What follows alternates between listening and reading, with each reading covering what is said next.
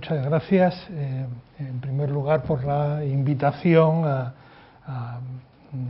dar esta conferencia que me permite pues retomar este contacto tan cordial que tuve con Gustavo Bueno y con Joaquín Macías con motivo de la tesis de este último sobre Donoso Cortés. El tema que elegí es el de la historia de la memoria de Menéndez Pelayo en la primera mitad del siglo XX, concretamente desde 1912, que es cuando falleció, hasta 1956, que se celebró el centenario, el primer centenario del nacimiento, y que supuso la culminación de esta atención pública a Menéndez Pelayo. A partir de ese año, ya en los años 60, el régimen franquista evolucionó hacia otros derroteros y buscó otras justificaciones, y la figura de Menéndez Pelayo quedó claramente en un segundo término o prácticamente desconocida.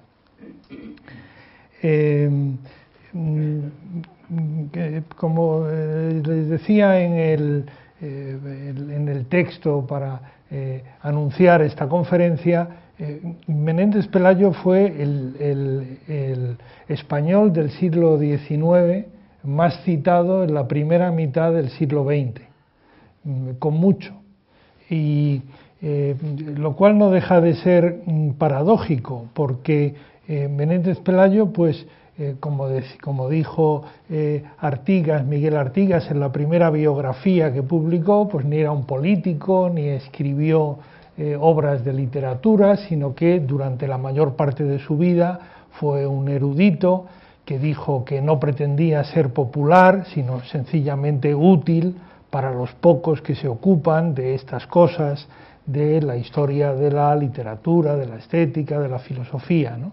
Y sin embargo, pues alcanzó esa popularidad y ese renombre.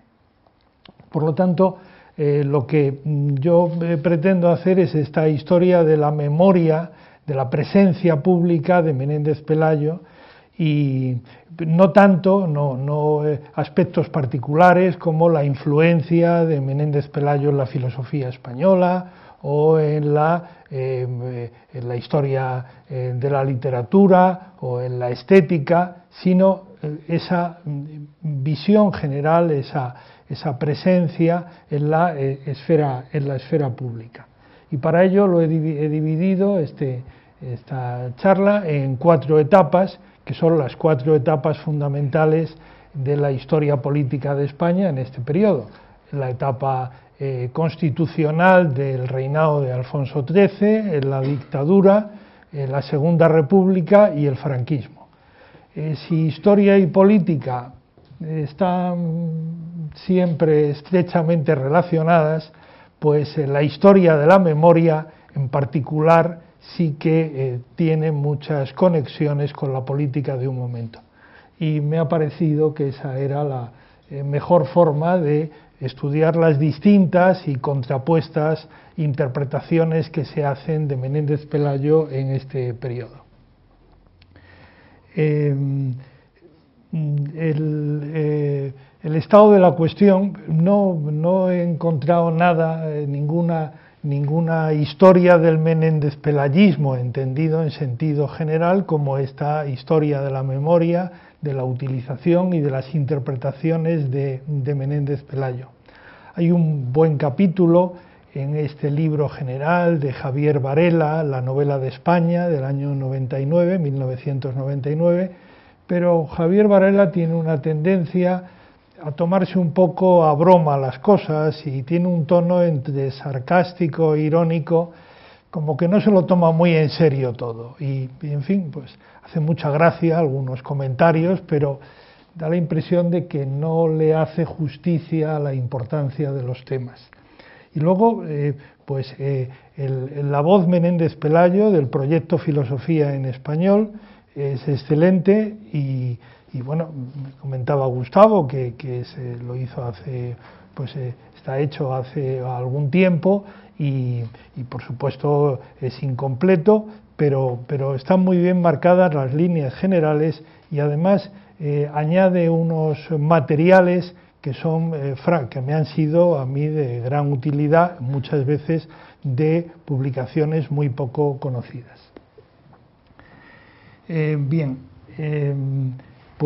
Comienzo con la primera etapa, que es esta entre 1912 y 1923, que es la etapa constitucional del reinado de Alfonso XIII. Y ahí, pues lo fundamental es que Menéndez Pelayo es un hombre del sistema, es un hombre conservador, católico, pero es claramente un hombre del sistema.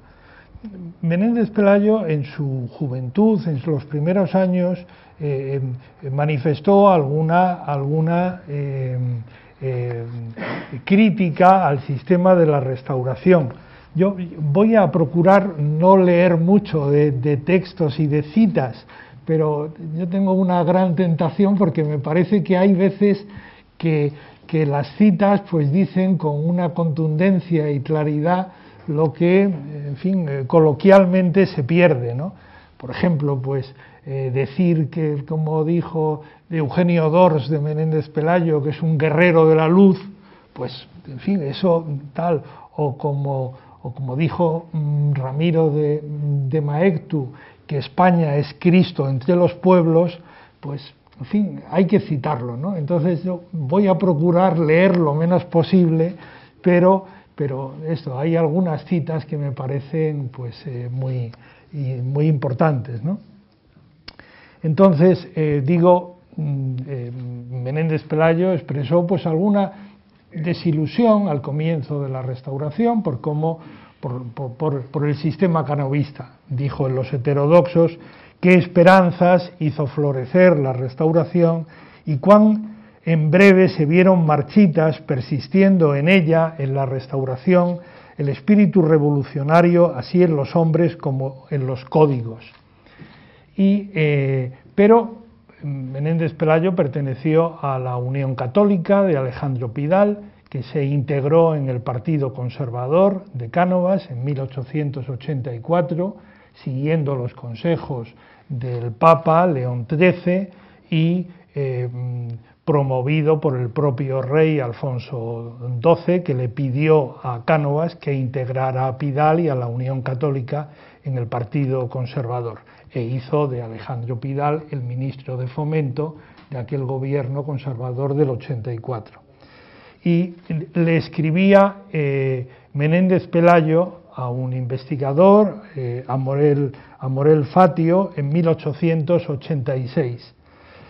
Con Pidal estamos todos nosotros sin discrepancia alguna, porque a nuestro entender solo el Partido Conservador Liberal que Cánovas preside tiene hoy la verdadera y genuina representación de los principios tradicionales de la política española, sin exageraciones absurdas, fantásticas e imposibles. Es decir, Menéndez Pelayo era un hombre plenamente, a partir de este momento, integrado en el sistema. Fue diputado en 2 ocasiones por Zaragoza y por Palma de Mallorca, y fue senador por la Universidad de Oviedo el año 93 y el 95, y a partir de entonces por la Real Academia. Pero sus intervenciones en el Parlamento fueron pues muy escasas. Especialmente el apartamiento de Menéndez Pelayo de la vida política tuvo lugar después del 98. El 98 pues le produjo una especie de depresión como general en el país, pero que hizo que se apartara, especialmente también por problemas de salud que le llevarían relativamente joven, con 56 años, a morir, y se apartó todavía más de lo que había estado de ese mundo político. Bien, entonces las celebraciones los actos que tuvieron lugar a partir de su fallecimiento pues tuvieron este carácter institucional. en Santander, pues una verdadera multitud, un día lluvioso de primavera, el 19 de mayo, pues en fin, acompañó el féretro de Menéndez Pelayo hasta el cementerio de Ciriego, en las afueras de Santander. Y luego, pues en Madrid tuvieron lugar distintos actos que tuvieron, repito, como correspondía a este hombre del sistema, un carácter institucional. Un funeral público al que asistió el gobierno y un acto en la Biblioteca Nacional al que asistieron los reyes y en el que otros intervino Antonio Maura, que según la crónica del ABC, pues de entonces, pues prácticamente Maura le robó el protagonismo a Menéndez Pelayo. Según el ABC, Maura fue recibido con una ovación entusiasta, ardorosa, prolongada, que duró 4 o 5 minutos, y muchas señoras saludaban con sus pañuelos al ilustre hombre público. Estamos en la resaca del Maurano, el gobierno tenido por anticlerical Canalejas, y por lo tanto, pues esta aparición pública de Maura, pues tuvo este relieve, pero en fin, allí pues no se dijo más que piadosas generalidades, como que sin ningún contenido concreto de la cosa. También ese carácter de hombre católico que tuvo este acto fue el acto del Debate, el periódico fundado por Ángel Herrera, también en 1912. Y un tono completamente diferente y que ya es muy útil para ver ideas sobre Menéndez Pelayo que van a continuar durante bastante tiempo, es la intervención de Adolfo Bonilla San Martín, catedrático de la Universidad Central y discípulo, uno de los discípulos de Menéndez Pelayo, en el Ateneo de Madrid, sobre la representación de Menéndez Pelayo en la vida histórica nacional. Y ahí Adolfo Bonilla va a decir, me parece a mí, 3 ideas fundamentales. La idea de Menéndez Pelayo como un artista, que con su capacidad con su espíritu artístico, pues recrea y expresa pues esa opinión suya sobre distintos temas, pero que hace que su obra en sí misma sea una obra de arte. El crítico, el escritor, artista, una idea. Otra idea es, sin ocultar el catolicismo de Menéndez Pelayo, pero decir que fue sobre todo un hombre del Renacimiento, un humanista, de acuerdo con la propia descripción que Menéndez Pelayo había hecho de Cervantes. Y en tercer lugar, la idea de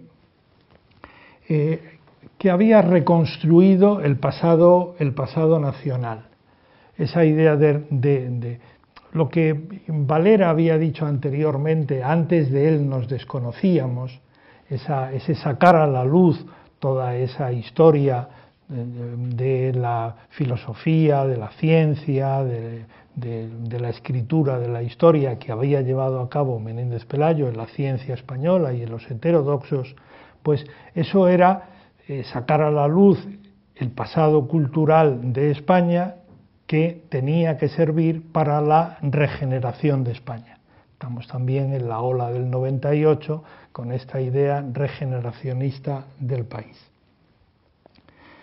Hubo en aquellos años también 2 investigadores extranjeros que dijeron cosas relevantes de Menéndez Pelayo, y que Arturo Farinelli, este italiano suizo que mantuvo una relación estrecha con Menéndez Pelayo y que destacó sobre todo en una carta que le envió a Ramón Menéndez Pidal, el otro discípulo al que Menéndez Pelayo había aludido diciendo que si él no había matado a moros, había engendrado a quien sí lo había hecho, y citaba a Adolfo Bonilla y a Ramón Menéndez Pidal, pues Farinelli le escribe a Menéndez Pidal unas ideas sobre Menéndez Pelayo que después desarrollará en años posteriores, pero que son fundamentalmente también una idea de largo alcance, que es el educador de todo un pueblo, lo que luego Say Rodríguez y Luis Araquistain dirán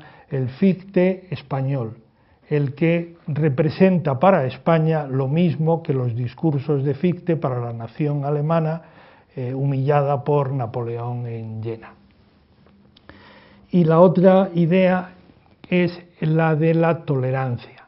Menéndez Pelayo como un ejemplo de tolerancia que superó aquel espíritu de intransigencia de su primera época, de los heterodoxos, de la ciencia española y del brindis del retiro, y evolucionó hacia la comprensión de sus adversarios y a la tolerancia con ellos. Y el otro investigador extranjero que en estos momentos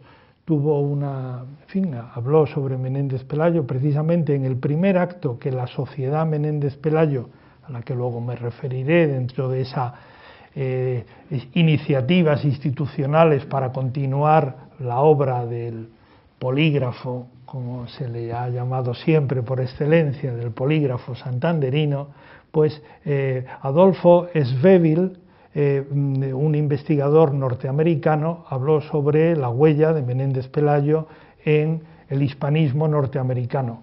No se refirió precisamente a eso, sobre eso a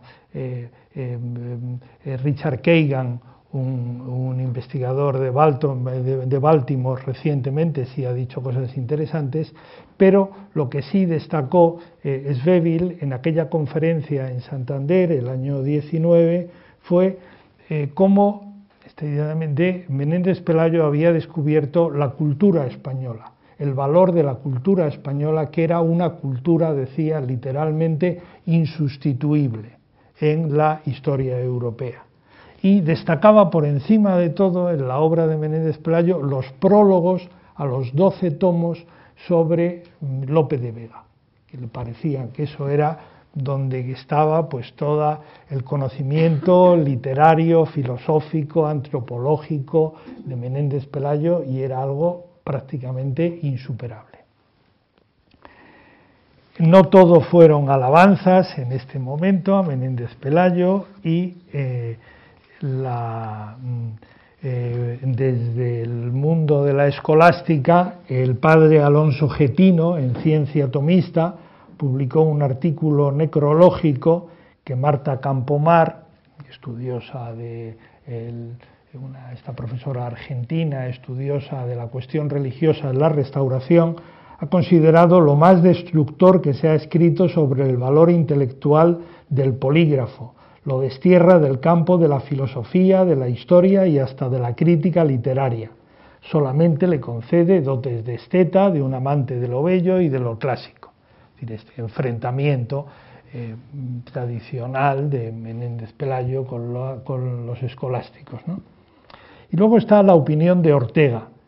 Ortega, en 1914, 2 años después de la muerte de Menéndez Pelayo, publicó las Meditaciones del Quijote, que, como ha señalado José Luis Villacañas en una reciente edición de este libro, suponen la crítica, la rebelión del autor contra la cultura de la Restauración.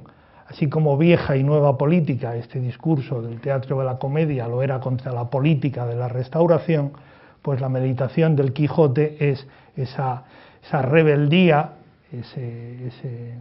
esa rebeldía de Ortega contra la Restauración.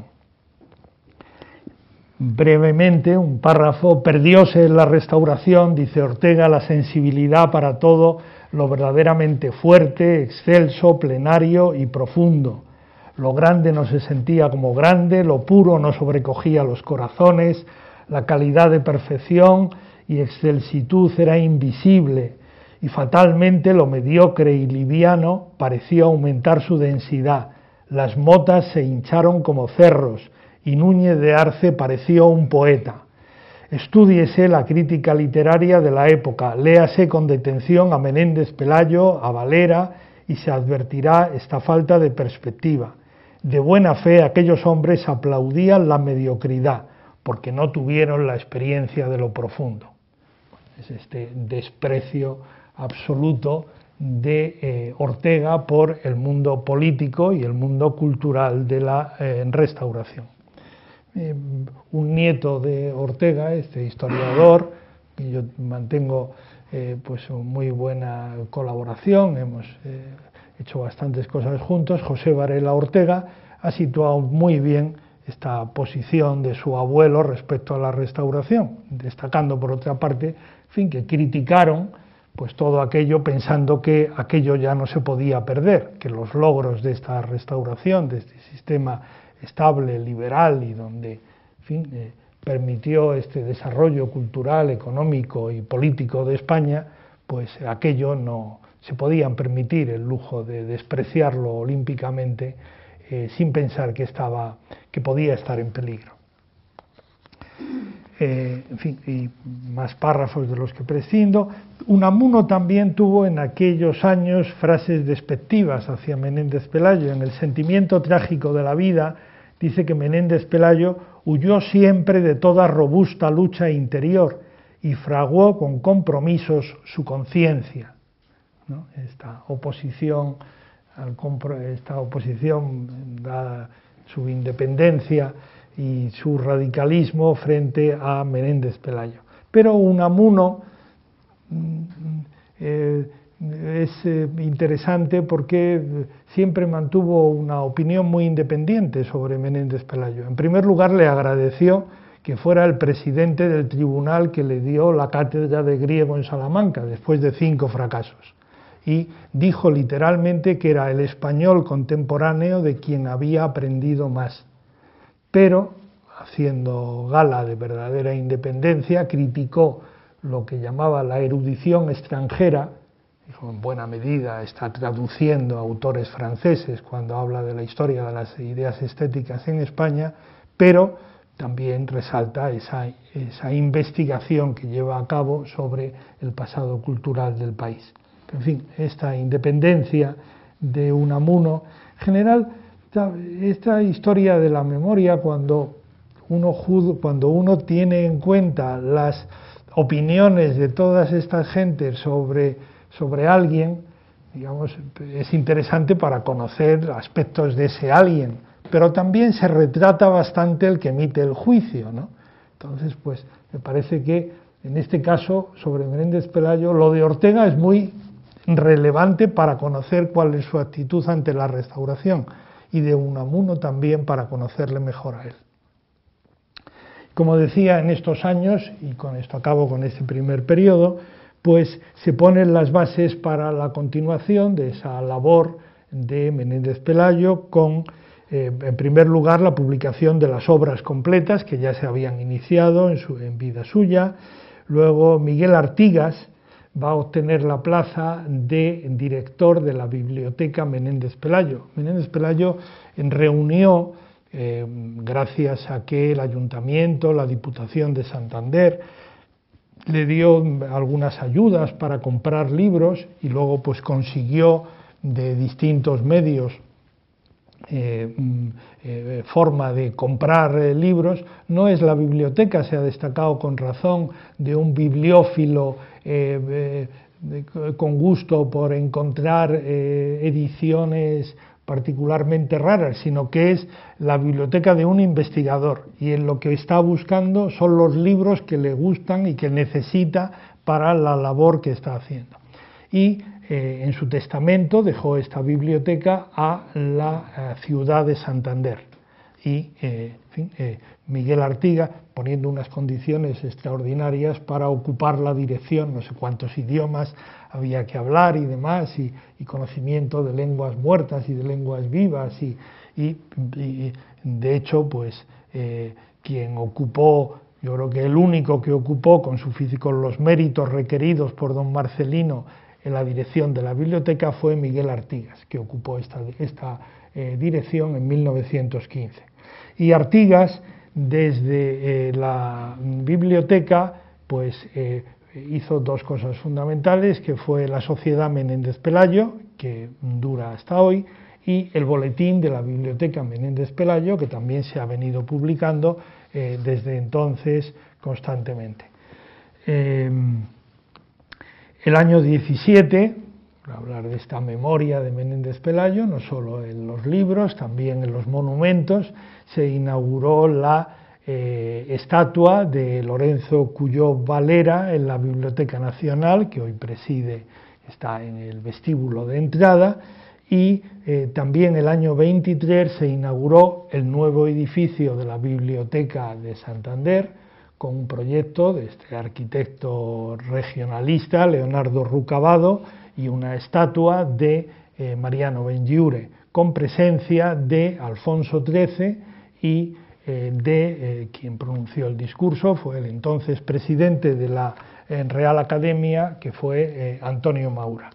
Y el año 25 comenzaron los cursos de verano de la Sociedad Menéndez Pelayo, que el año 32 dieron lugar a la Universidad de Verano de Santander por Fernando de los Ríos, ya en la República, y que el año 45 recibiría el nombre de Universidad Internacional Menéndez Pelayo.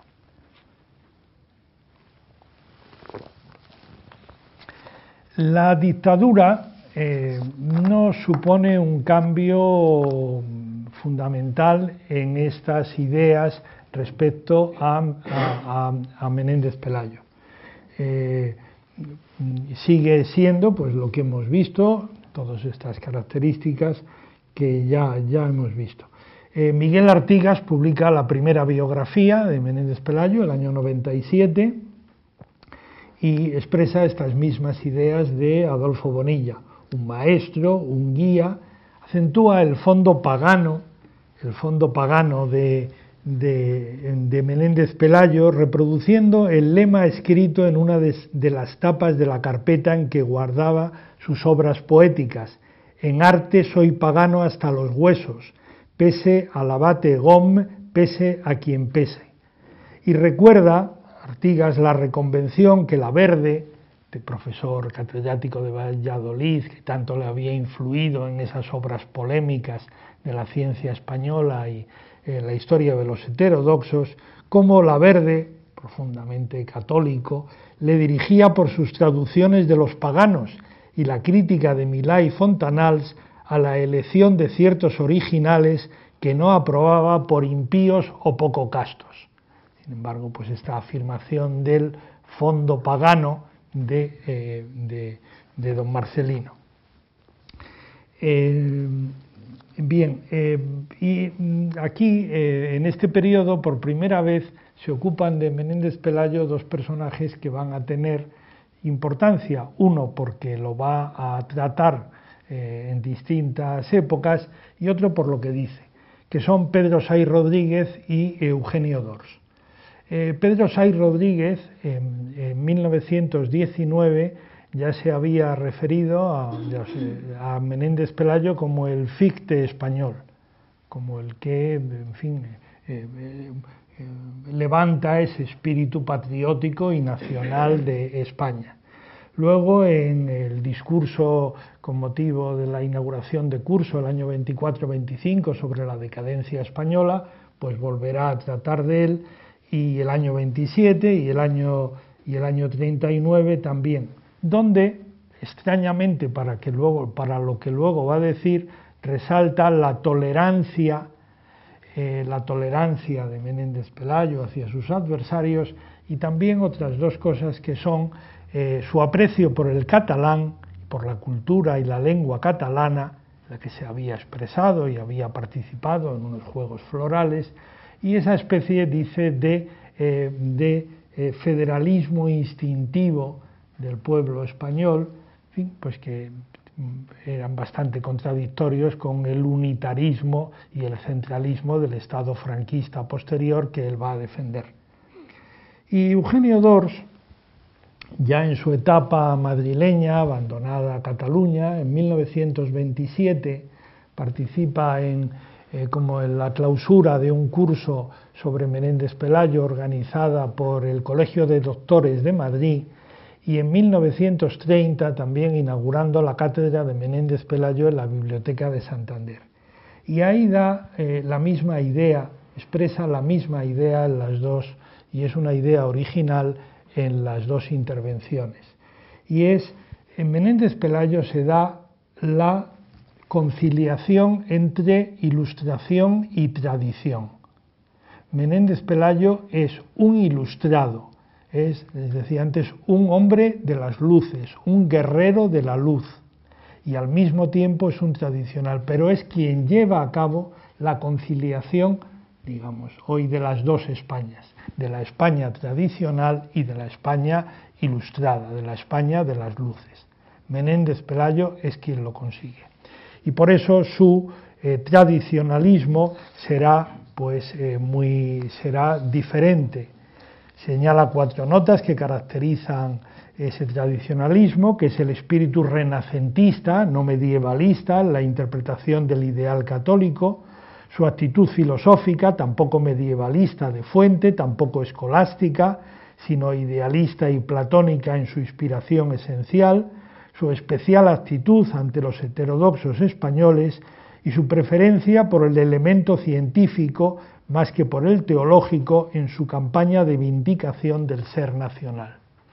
Es decir, me parece que por primera vez Dors expresa una reflexión sobre el significado de Menéndez Pelayo en un esquema de la historia cultural o ideológica de España. Hasta ahora solo había sido el erudito o el crítico artista o el investigador que nos había descubierto los tesoros ocultos de nuestra producción filosófica, científica o histórica, de una tradición española. Pero para Dors, Menéndez Pelayo no será el representante de una España, la tradicionalista y católica, como se afirmará posteriormente, sino la síntesis de esas dos Españas, de la racionalista e ilustrada. Por eso dirá en 1930 que la Biblioteca Menéndez Pelayo de Santander venía a ser como una nueva Covadonga, donde iniciar la guerra santa de la cultura contra la inerte masa. Sobre estos años de la dictadura se habló posteriormente, durante el franquismo, de una conjura de silencio. Y es una idea que se repitió bastante. Para el historiador Vicente Palacio Atar, esa conjura ya había empezado en 1883 con la publicación del tercer tomo de los heterodoxos, por sus implacables enemigos, los krausistas, que pretendían el monopolio intelectual del país. Me parece que no hay tal, en fin, que esta es una recreación posterior, pero no hay tal conjura de silencio. Hemos visto que hay muchas iniciativas que se toman y que en fin, por otra parte, este enfrentamiento entre krausistas y católicos, siempre hubo este núcleo integrista, contrario a todo lo que significaba pues tanto la Unión Católica como el sistema de la Restauración, por supuesto, y los carlistas, pero entre estos católicos mestizos, ¿no? Como les llamaban peyorativamente los integristas a los de la Unión Católica y Menéndez Pelayo, hubo lo que este historiador Vicente Cacho llamó una tregua sagrada después del 98, es decir, ante el desconcierto y la derrota del país, un cierto respeto de unos por otros. Y en el boletín de la Institución Libre de Enseñanza, Azcárate y Rafael Altamira hablaron bien de Menéndez Pelayo, el propio Giner manifestó respeto, Menéndez Pelayo fue llamado a la Junta de Ampliación de Estudios, es decir, ahí hubo, dice Cacho, una tregua sagrada de tratar de buscar lo que les unía más que lo que les enfrentaba. Y no hubo esa saña, esa persecución contra Menéndez Pelayo que después los franquistas quisieron ver. Y luego respecto a la propia idea, la propia orientación de la historia de España, pues hay este profesor Ciriaco Morón Arroyo, está en Estados Unidos y que ha estudiado muy bien a Menéndez Pelayo, señala cómo la orientación del Centro de Estudios Históricos y de Menéndez Pidal concretamente, que era una orientación filológica y que hizo que pues, esta historia ideológica de Menéndez Pelayo pasara a un segundo término. Así que si no se les cita tanto, no es porque Menéndez Pidal no le apreciara, sino porque tenía una orientación distinta en la que no estaba integrado Menéndez Pelayo. Durante la República las cosas cambian radicalmente. Las cosas cambian completamente por la apropiación que de Menéndez Pelayo hace lo que se ha llamado la nueva derecha o la derecha revolucionaria, la derecha antiparlamentaria y antiliberal, que con el precedente de la acción francesa anterior a la Primera Guerra Mundial, pero que se desarrolla sobre todo con la crisis vital, ideológica, posterior a la Primera Guerra Mundial. Y que en España va a representar, mejor que nadie, Acción Española, esta organización presidida por Ramiro de Maeztu, que se inspira en la Acción francesa de Charles Maurras. Pues bien, es la apropiación de Menéndez Pelayo por este grupo lo que va a cambiar completamente. Claro, Menéndez Pelayo hasta ahora era un hombre del sistema, un liberal católico, ahora va a ser un revolucionario, va a ser el que anuncia el cambio absoluto de ese sistema de la Restauración, y no solo de eso, sino de toda la cultura española de los siglos del siglo XIX y XX. Viendo eso me ha llamado la atención cómo hasta ahora nadie había citado el epílogo de los heterodoxos. Es decir, ese España luz de Trento, martillo de herejes, evangelizadora de la mitad del orbe, cuna de San Ignacio, eso no lo había citado nadie, sino que habían citado el prólogo a la edición de 1912, donde decía que era un joven que se había dejado arrastrar por la polémica y que no era completamente dueño ni de su pensamiento ni de su palabra. Eso es lo que está constantemente citado hasta 1931 y nadie se acuerda del epílogo. Sin embargo, ahora el epílogo va a ser el texto programático por excelencia. Y en ese cambio, pues hay dos raíces que me parece que son importantes. Uno es la importancia que adquirió el tema de la religión y del catolicismo en la vida española. El año 53 escribió José Luis López Aranguren que la mayoría de los grandes escritores y artistas aparecidos en España desde la generación del 98 habían creado obras admirables sin tomar en cuenta para nada a Dios. Pero a partir de la República, decía, las cosas cambiaron mucho. Las cosas cambiaron radicalmente, fundamentalmente por ese intento laicista de los gobernantes del primer bienio de la República, que tenían esa idea laicista y que provocó el agravio de los católicos españoles y la puesta en primer término de este problema que hasta entonces pues no había existido, o había existido muy levemente. Y en segundo lugar, la reflexión sobre el ser de España, la idea sobre la nación.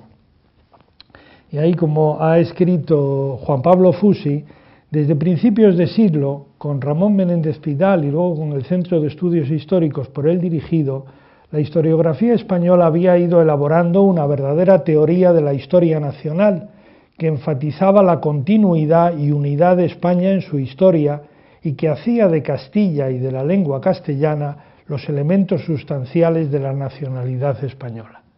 Es decir, ahí hay todo este desarrollo de la idea de España y que unido al tema del catolicismo va a hacer de Menéndez Pelayo, como él expositor del ser católico como la esencia de la identidad española, lo que va a hacer, pues, en fin, ocuparle este lugar fundamental.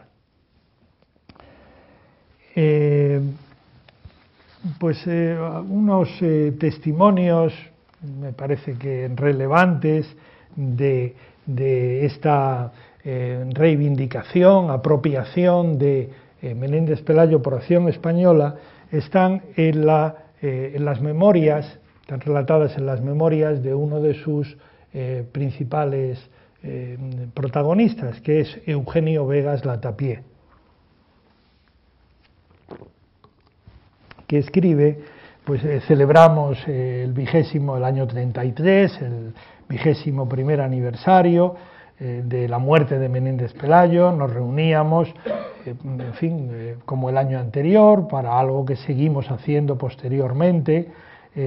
Dice, no me proponía evocar la gigantesca figura de don Marcelino, sino procurar sobre todo que a fuerza de ver su nombre en la prensa, los españoles llegaran a darse cuenta de su valía y se decidieran a leer sus principales obras, que juzgaba y sigo considerando de capital importancia para el pensamiento contrarrevolucionario.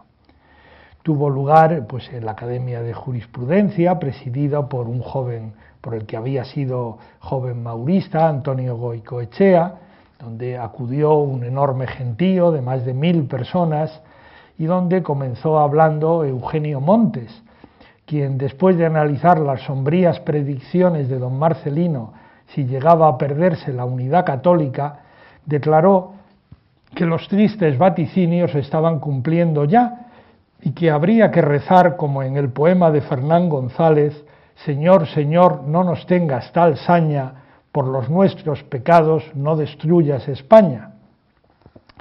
Y terminó cerrando los discursos Ramiro de Maeztu, presidente de Acción Española, quien nos recordó que en su juventud había escrito que Menéndez Pelayo era un triste coleccionador de naderías muertas, en 1898, y con gran modestia confesó: pero es que yo no había leído a Menéndez Pelayo. Por último, dice Vegas Latapié, María de Arteaga, marquesa del Aula, leyó el epílogo de los heterodoxos. Con tal maestría lo hizo y tan sonora es la prosa de don Marcelino, que el público le interrumpió varias veces con estruendosas ovaciones. Incluso al final se le acercaron algunas personas para felicitarla, no por la dicción, sino por considerarla autora del texto leído. Como en alguna otra ocasión en que hice leer el mismo texto ocurrió otro tanto, aunque siempre se dijera en el programa que era Menéndez Pelayo su autor, cada vez más me reafirmaba en la idea de que era preciso una labor de difusión de la obra del gran escritor, prácticamente desconocido entonces por las derechas españolas. También Vegas Latapié promovió la elaboración por Jorge Vigón, que luego será militar, general, y luego será ministro de Franco, de una historia de España, claramente con textos de Menéndez Pelayo, sacados sobre todo de los heterodoxos y que de contenido claramente antiliberal. Una idea más de Ramiro de Maeztu, porque profundiza en esta idea que decía antes, de este ser católico de España, y el año 36, en los primeros meses del año 36, en unos artículos que Ramiro de Maeztu escribió en el periódico La Época con un seudónimo, con el seudónimo cualquiera, pues todavía va más lejos y expresa también una idea que luego, de largo alcance, que luego va a ser retomada durante el franquismo. Y es la idea de no solo de la identidad española, sino de el descubrimiento de esta identidad católica española era la solución a los problemas de la modernidad y del mundo. Es esta idea de la crisis de la modernidad ha puesto de manifiesto pues esa insuficiencia de este desarrollo racionalista y de la Ilustración, y hay que volver al ideal católico que España representó en la Edad Moderna, y esa es no solo la base de la reconstrucción de España, sino la solución para todo el mundo.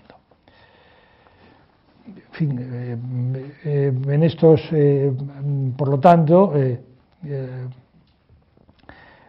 la crisis de la modernidad había venido a confirmar la tradición católica de España como la solución a todos sus problemas y la base de su futuro engrandecimiento. La vida de Menéndez Pelayo entre los muertos y la de sus continuadores, esta idea de Menéndez Pelayo que decía entre los muertos vivos, ¿no? Porque a partir del año 98, en ese apartamiento, el conocimiento de una España inmortal, creadora y maestra de una hispanidad que puede, si quiere enraizarse en su pasado, defender su futuro contra todas las sacudidas de los demás pueblos. Iba todavía más lejos al afirmar que España era el Cristo de los pueblos y que en ella estaba la redención del mundo, algo que ni siquiera, decía Maeztu, Menéndez Pelayo, restaurador de la dignidad española, había visto. Lo que vio Menéndez Pelayo, y no era poco, es que España había sido uno de los grandes pueblos de la cultura de Occidente y trató de que sus compatriotas lo supieran. Que España había sido el Cristo de los pueblos, eso no llegó a verlo el genio montañés. El día en que descubran nuestros poetas que España es el ideal universal que el mundo necesita para salir de sus egoísmos de nación, de raza y de clase, habrán sonado las campanas de la resurrección, no solo para España, sino para todos los hombres cuyas guerras y crisis y calamidades no tienen en el fondo más origen que haber desconocido el valor universal y eterno que había en los principios jurídicos y religiosos de la España tradicional y eterna. En esta, en fin, decía, esto es el cambio fundamental y lo más importante que ocurre respecto a Menéndez Pelayo en este momento de la República. Otras referencias pues están en el padre Miguel de Alzo, en su opúsculo Filosofía Vasca, que venía a reivindicar el pensamiento vasco desde no sé cuándo, y aludiendo a ese texto de Menéndez Pelayo, de las dos palabras sobre el centenario de Balmes, donde decía que un pueblo nuevo puede crear cualquier cosa, pero un pueblo viejo no puede prescindir de su cultura. Por lo tanto, pues aludía a esa idea de la tradición defendida por Menéndez Pelayo como base de esta filosofía vasca. Y otra referencia que no venía más que a repetir lo que ya se había dicho, pero que dicho por quien lo dijo y en el momento en que lo dijo, pues alcanzó relevancia y se ha destacado con frecuencia, que fue el socialista Luis Araquistáin, embajador de la Segunda República en Berlín, que dio un discurso en la Universidad de Berlín en 1832 y que vino a repetir la idea de Menéndez Pelayo como el Fichte español, que nos había descubierto y animado a nuestra reconciliación, y que por otra parte, más que dedicó la mayor parte de su conferencia no a hablar de la cultura española redescubierta por Menéndez Pelayo, sino a destacar el profundo conocimiento y admiración que éste terminó adquiriendo por la cultura alemana, en contraste con ese desdén por las nieblas germánicas que había manifestado en su primera época, y la labor de difusión que Menéndez Pelayo hizo de estas ideas alemanas en su historia de las ideas estéticas.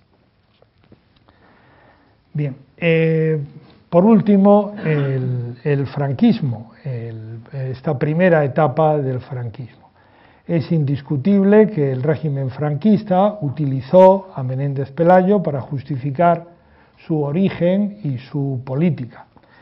Esta utilización de Menéndez Pelayo comenzó el año 38 con la pretensión del ministro de Educación Nacional, Pedro Saiz Rodríguez, de hacer de la obra de Menéndez Pelayo la base de la educación del nuevo régimen, Continuaría en 1940 con el sucesor de Saiz Rodríguez en el ministerio, José Ibáñez Martín, que presentó la guerra civil, de acuerdo con la idea que había expresado la jerarquía católica, como una cruzada religiosa y en consecuencia hizo de Menéndez Pelayo poco menos que el inspirador del alzamiento del 18 de julio. El historiador Ciriaco Pérez Bustamante resumió esta idea al presentarle como el gran precursor de la España nacional. Y quizá el texto oficial más relevante y preciso de esta apropiación franquista de Menéndez Pelayo es el decreto del 15 de enero de 1954, firmado por el ministro Ruy Jiménez, relativo a la celebración del centenario de Menéndez Pelayo, en el que se decía que la conciencia histórica que movió y sostuvo a nuestro pueblo en la ocasión heroica del movimiento nacional echó sus más hondas raíces intelectuales en la obra histórica y literaria de Menéndez Pelayo. Bien, pues como decía, el que primero empieza con esta tarea es Saiz Rodríguez, que dice como primero expresa una idea de raíz donosiana de la educación como milicia, como lucha contra las malas tendencias de la naturaleza humana, dice, frente a la idea liberal que, partiendo de Rousseau, dice que lo que hay que cultivar son la semilla de bondad que existe en los hombres. Pues no, es más bien luchar contra la semilla de maldad que existe en lo que consiste la educación.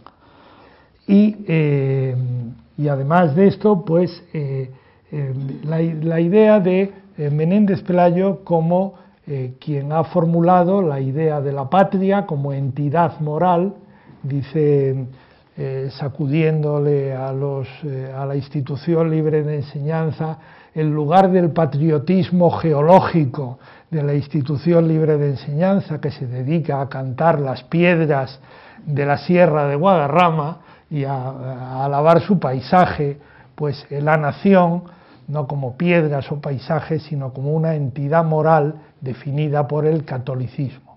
Y acaba es la alocución al primer congreso que hubo de profesores de enseñanza primaria en Pamplona, el año 38, Saiz Rodríguez es el primer ministro de Educación Nacional del gobierno de Franco, y diciendo cómo le gustaría ver escritas en todas las escuelas las palabras que Menéndez Pelayo pronunció contra el laicismo. Otro salto dentro de todo este conjunto me parece que lo da. Esto es entrar en filosofía y yo me cuidaré muy mucho, pero yo no sé hasta qué punto en toda esta idea de acción española y luego de la utilización del franquismo no hay una alteración del espíritu, del sentido que Menéndez Pelayo dio a sus palabras. En fin, esto entra más dentro de una interpretación actual de Menéndez Pelayo y no en la historia de esta memoria. Pero brevemente, yo tengo la impresión de que Menéndez Pelayo fue fundamentalmente un historiador y su justificación de la idea católica de España es histórica. España, luz de Trento, martillo de herejes, cuna de San Ignacio, son datos históricos, no es metafísica. Esto tiene que, ¿por qué? Porque es el mundo histórico en el que vive Menéndez Pelayo, ¿no? Pero eso, por parte de Ramiro de Maeztu y por parte de Acción Española, se convierte en una afirmación metafísica. El ser de España es esto, no el ser histórico, sino el ser en sí, fundamental, ¿no? Y dentro de esa línea esencialista, a mí me llamó mucho la atención la presentación que hace Fernando Martín Sánchez Juliá, el sucesor de Herrera Oria en la Asociación Católica de Propagandistas, cuando escribe en una obra que es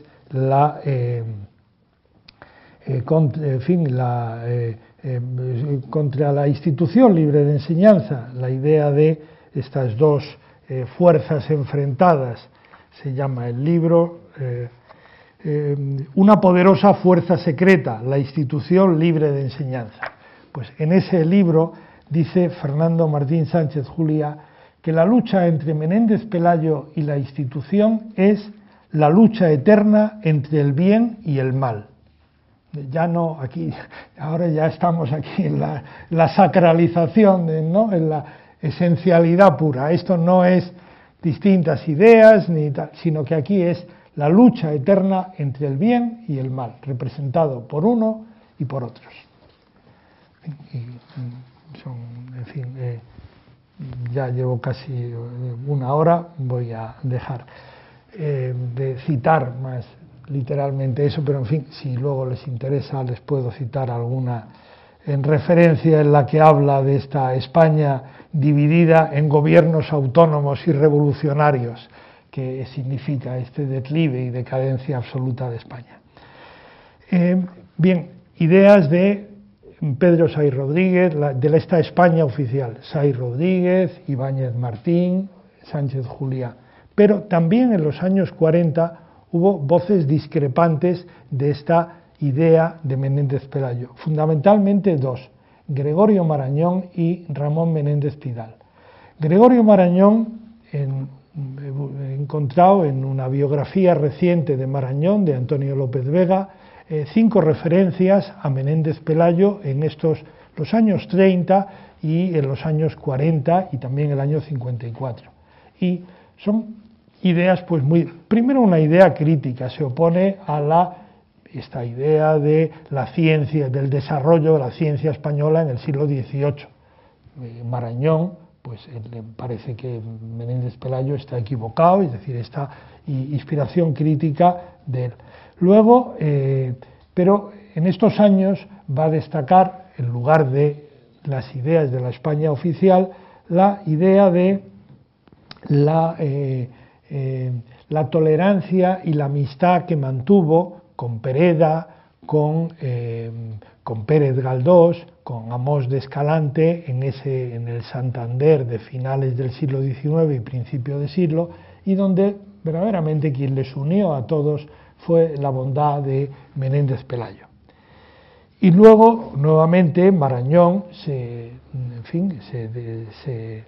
desmarca de esta idea oficial cuando critica la santa intransigencia invocada por algunos, en la que dice Marañón, en la que yo no puedo pensar sin estremecerme, proclamando por el contrario la santa transigencia, es decir, el espíritu de tolerancia y comprensión del adversario que don Marcelino tuvo en su madurez. Y de Menéndez Pidal, pues, como saben, volvió a España, retomó la publicación de la Historia de España, publicada por Espasa, y en el tomo 1, dedicado a la prehistoria, aunque ya había habido un tomo anterior, publicó como prólogo Los españoles en la historia.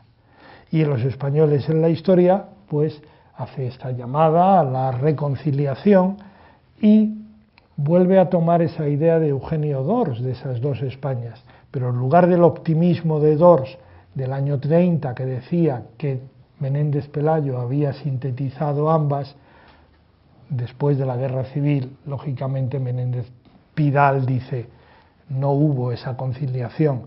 Menéndez Pelayo fue el más a propósito para lograrla, pero no la logró. Y ese, a mi juicio, precioso escrito de Los españoles en la historia, que está publicado también de forma independiente, la colección Austral, pues lo que viene a hacer, a reclamar que las izquierdas se tomen en serio la idea de España y a promover la unión de todos los españoles.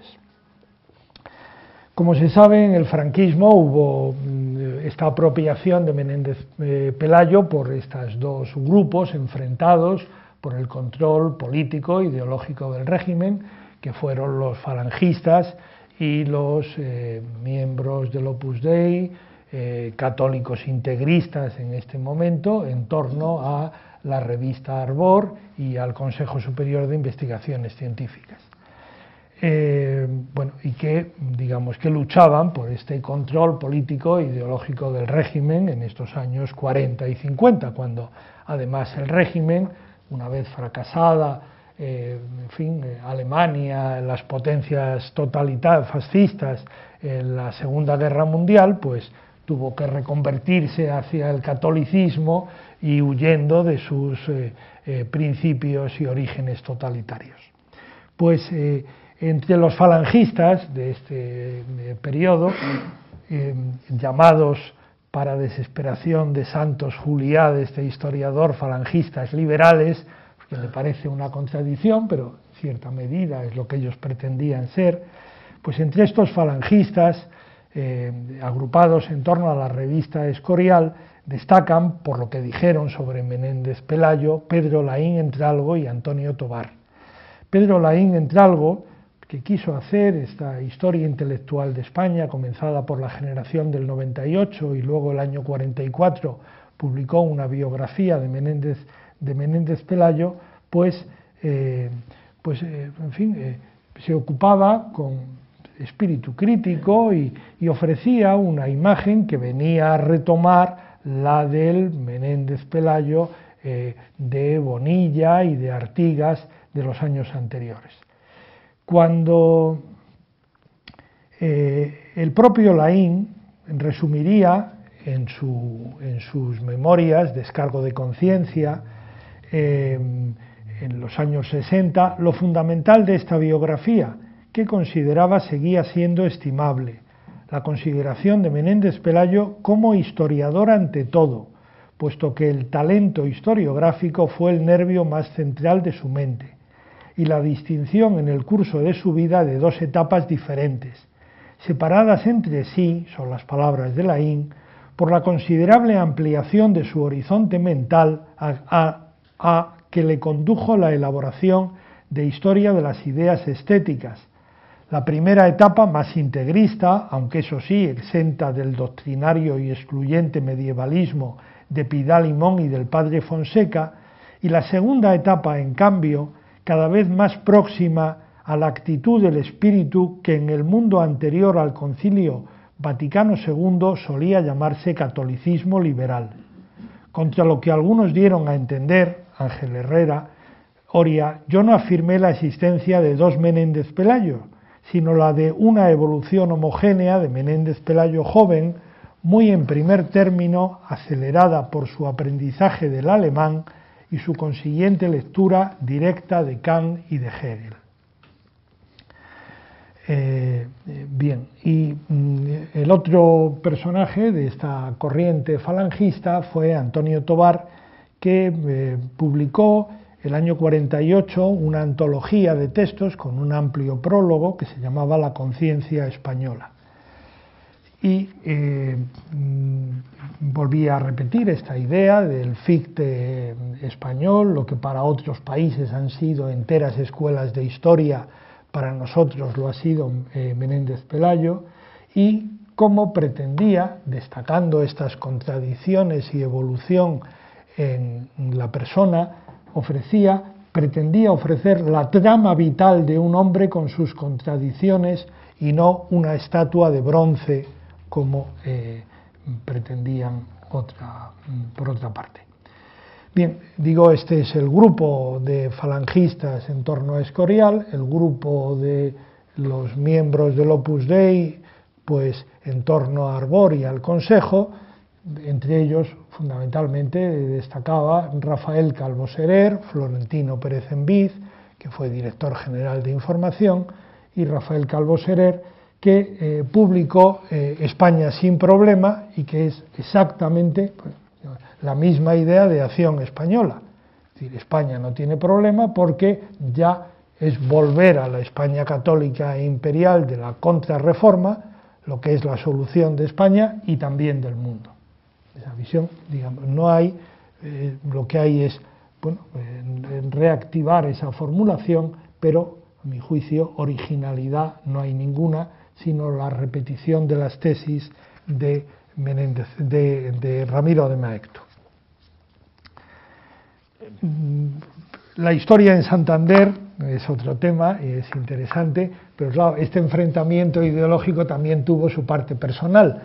Y, por ejemplo, en Santander, quien fue director, Enrique Sánchez Reyes, de la biblioteca, y subdirector de la biblioteca, Aguilera, Ignacio Aguilera, pertenecían a grupos, uno a los católicos integristas y otro a los falangistas. Durante 12 años convivieron sin dirigirse la palabra, solamente comunicándose por oficios, ¿no? Hay una historia, en fin, lamentable, ¿no?, de estos enfrentamientos y de esta falta también de relación entre ellos, ¿no? Bien, y para terminar, pues hablaré del año, y luego unas conclusiones, del año 56. El año 56, que es el del centenario, fue verdaderamente apoteósico. Alguien habla de un tumultuoso coro refiriéndose a quienes participan.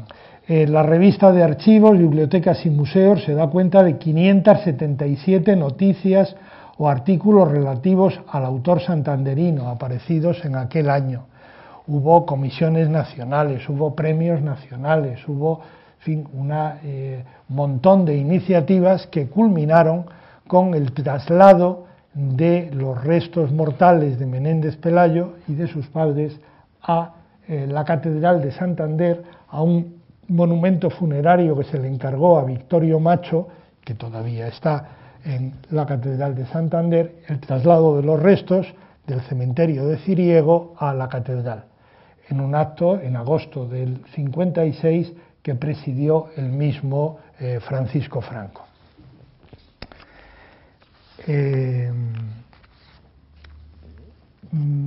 Claro, y aquí, pues digamos que es el nacionalcatolicismo y esa unión entre la jerarquía católica y los mandos políticos, pues fue completa, representada sobre todo por Ángel Herrera Oria. Ángel Herrera Oria, en el discurso de la solemne sesión académica que tuvo lugar con el traslado de estos restos, comparó a Menéndez Pelayo a los antiguos profetas de Israel, un intermediario entre Dios y el pueblo, encargado de llevar al pueblo el mensaje de Dios y de conducir de nuevo al pueblo extraviado a los campos perdidos de su vocación divina. Dios le había destinado para despertar la conciencia nacional de sus compatriotas, embotada por la ignorancia y la desidia o deformada por las influencias sectarias y por las mezquinas pasiones banderizas. Y decía, con cuánta alegría no contemplaría Menéndez Pelayo el espectáculo de hoy, porque de la cumbre del Estado viene el impulso, nacido de una clara visión intuitiva del alma de la patria, hija del amor y de una profunda convicción religiosa. Secundando las orientaciones de lo alto, los doctos titulares de la cartera de educación han sido y son tan fieles al pensamiento capital del ilustre polígrafo que bien merecen el honroso título de albaceas de Menéndez Pelayo. En fin. Pues, pero también en aquel momento hubo tiempo y lugar para las discrepancias de esta visión oficial y esta apropiación de Menéndez Pelayo por el franquismo. Y fueron fundamentalmente, yo he encontrado, me parecen más destacables, 4. Las de Dámaso Alonso, José María de Cosío y en la Universidad de Barcelona Pedro Font y Puig y José María Valverde, el catedrático de Estética. Dámaso Alonso tuvo la osadía de titular en el homenaje que la Universidad de Madrid le rindió a Menéndez Pelayo en enero del 56, tituló su conferencia Las palinodias de don Marcelino, y lo que venía a destacar eran las rectificaciones que había hecho don Marcelino a lo largo de su carrera, pues tanto en todos los aspectos, sus juicios literarios, estéticos, y cómo, gracias a esa evolución, decían, todas las rectificaciones que a su propia doctrina literaria hizo Menéndez Pelayo movían su espíritu en dirección a nosotros, le iban acercando a nuestra vida, le hacían un hombre moderno. José María de Cossío, en la lección inaugural del curso de la Universidad Menéndez Pelayo, el año 56, habló de Menéndez Pelayo en el Santander, un discurso que a mi juicio es precioso, que retoma bastante de las ideas de Menéndez Pidal en los españoles en la historia. Y dice, el título era Menéndez Pelayo en el Santander de su tiempo, y dice, lo paradójico del título, si hay algo remoto de un escritor regional, ese remoto es Menéndez Pelayo. Estuvo vinculado perennemente a su tierra nativa, mas esta vinculación, si fue mucho, casi todo para su vida afectiva, para su vida intelectual fue tan solo apoyo y a veces trampolín, de que se sirvió para un gran salto a lo más universal de la cultura y del saber. ¿No? Y luego pues habló de la síntesis ideológica de Menéndez Pelayo en su familia, los montañeses Pelayo, sinceramente tradicionalistas, y los asturianos Menéndez, progresistas entusiastas, y a decir cómo en Menéndez Pelayo se hacía esta conjunción entre unos y otros, y cómo probablemente su tolerancia estuvo promovida y provocada por el recuerdo de las guerras carlistas. Y vuelve a referirse a esta amistad en el Santander de la época entre Pérez Galdós, Pereda, Mos de Escalante, que era, en fin, pues él fue el aglutinante y el que supo unirles a todos. Y para Cossío, el símbolo más augusto de esa solidaridad, dice, es la doble cruz del sepulcro de Pereda en Polanco, que Galdós ideara y dibujara. Una cruz enhiesta sobre otra tendida, como ofreciendo su sombra la una y su reposo la otra a todos los trabajados por la vida y por la labor, es decir, a todos.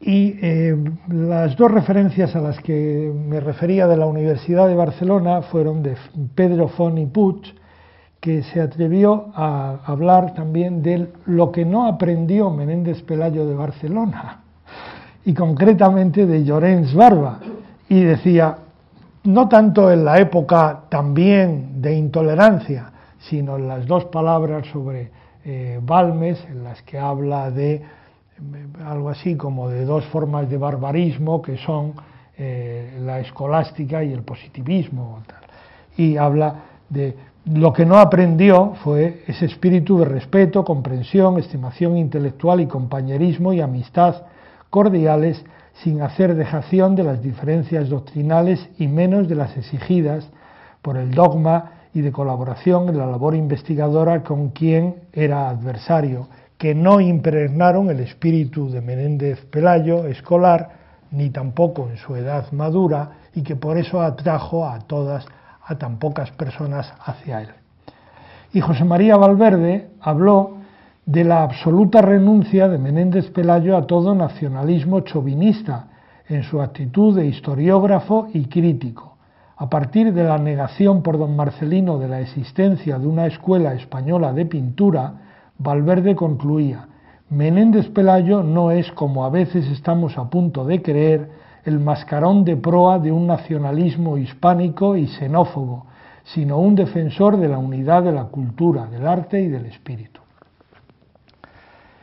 ¿Cómo fue interpretado entonces y cómo lo ha sido en nuestros días este debate en torno a Menéndez Pelayo? Pues decía, en el proyecto de filosofía en español hay unos materiales y uno de ellos que me ha servido me parece relevante es el de la revista del Partido Comunista de España, que publican en estos años en Bruselas, que se llama Nuestras Ideas, y donde Manuel Azcárate, con el seudónimo de Juan Diz, escribe sobre estas polémicas y estas voces disidentes de la España oficial que él pone de manifiesto y que se ve que conoce muy bien. Y entonces le parece que esas voces disidentes eran muestra del crecimiento de la influencia de las ideas progresivas, pese a la persecución de que son víctimas. Esas fuerzas centrífugas que hasta en los funerales oficiales de Menéndez Pelayo se han hecho sentir, reflejan un fenómeno político de gran importancia, entre otros muchos de los grupos que colaboran hoy en mayor o menor medida con Franco. Predomina cada día más el propósito no tanto de curar o fortalecer un régimen en estado comatoso, sino de preparar tales o cuales soluciones con vistas a un cambio político considerado como inevitable.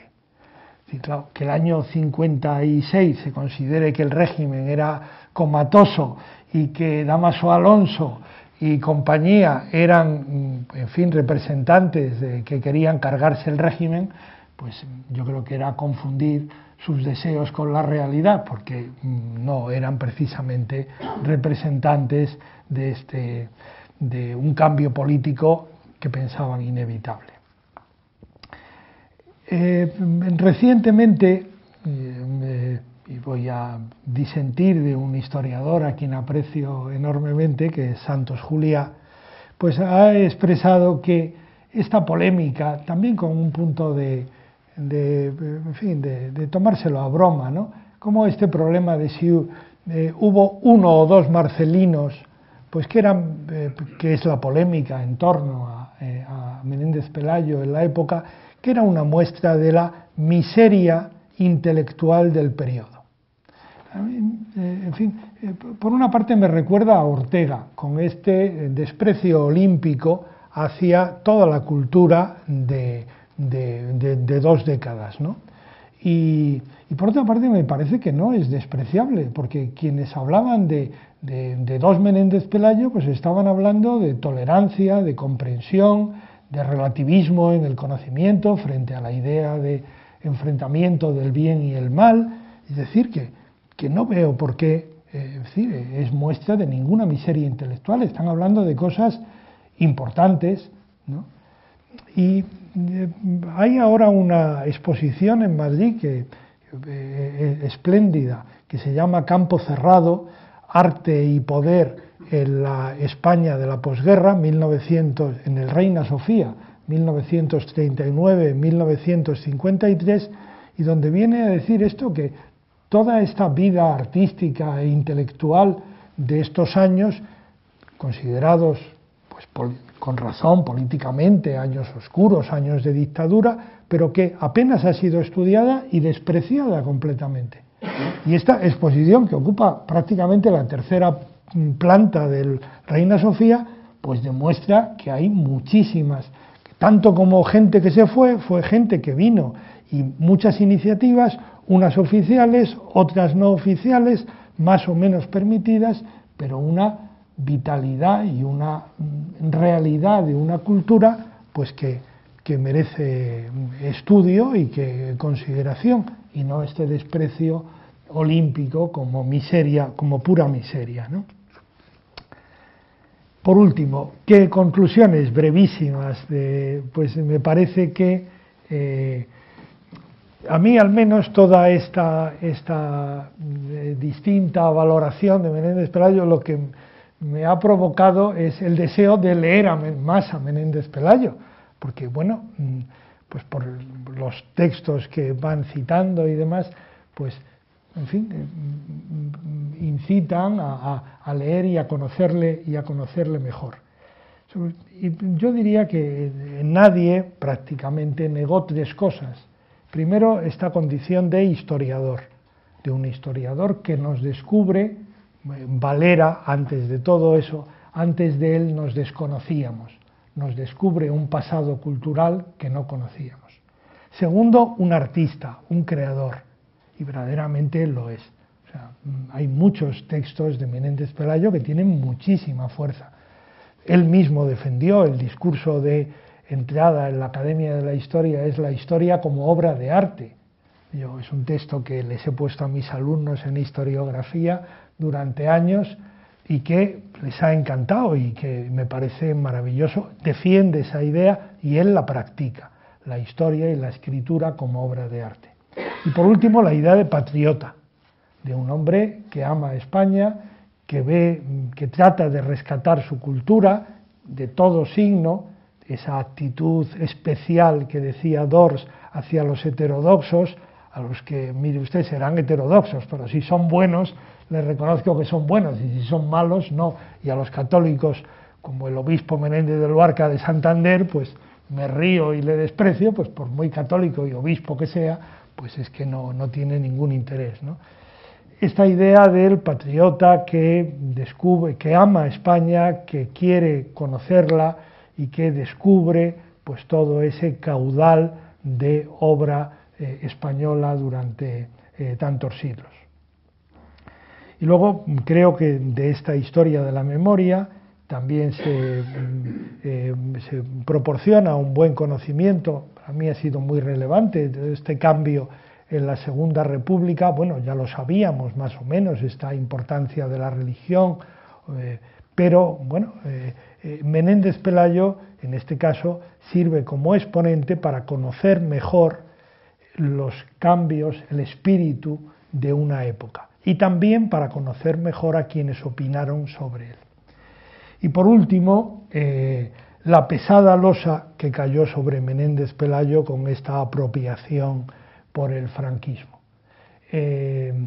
Ahora pues hay un libro, Menéndez Pelayo hacia una nueva imagen y en fin, pues se trata de, yo creo que la Sociedad Menéndez Pelayo, pues hemos organizado, yo he formado, no formo parte de su junta directiva, pero soy socio y hemos tenido bastantes iniciativas y entre otras con motivo del centenario de su muerte, el año 2012, un curso en la Universidad Internacional Menéndez Pelayo y bueno, una cierta actividad para rescatarle, ¿no? Pero yo sigo pensando que sigue pesando mucho esta losa de la apropiación del franquismo.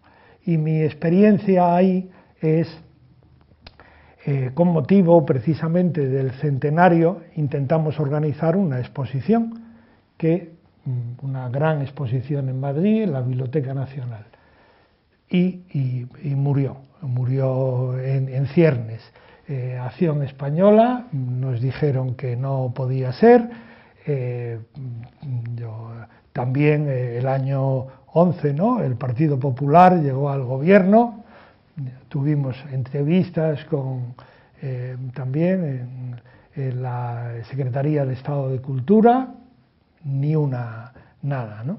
E incluso el Ayuntamiento de Santander, que se habían comprometido a hacer algo Santander, pues tampoco. Es verdad que hubo problemas económicos y es el año 12, 13, pero yo tengo la impresión que un poco como con mi experiencia, no sé si ahí soy muy subjetivo, como con Donoso Cortés, cuidado, no vamos a reivindicar demasiado a esta gente, a los Donosos, a los Menéndez Pelayo, no sea que nos confundan, ¿no?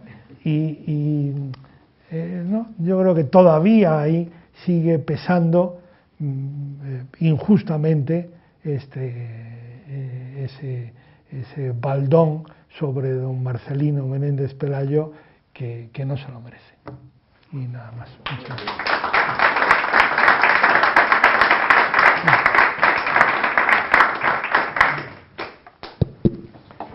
Muy bien, me gusta mucho la exposición. Muchas gracias. Porque ha sido un enfoque muy original de la división en esas fases, que creo que son las naturales, digamos.